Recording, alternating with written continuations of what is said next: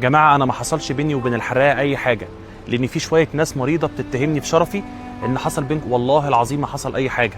انا يا جماعه عايش في الامارات مع امي واختي، ومن اعلاني للبيت للجيم للتمرين للاعلان دوت اكتر من كده والله العظيم ما فيها يا جماعه.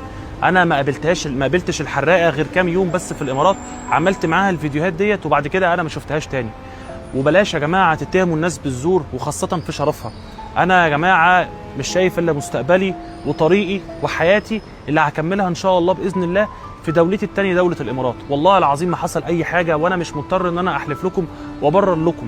انا يا جماعة مش الانسان السيء دوت، الانسان اللي بيروح في السكة ديت والله العظيم بيفشل وبيرجع تحت الصفر بمراحل. بس انا يا جماعة والله العظيم ما مركز في اي حاجة غير في صلاتي وشغلي واهلي والحاجات اللي هي تفيدني وتفيد مستقبلي. لكن الكلام ده يا جماعه ما حصلش قسما بالله. وربنا يا رب يفك ضيقتها ويطلعها ويطلعها لاهلها.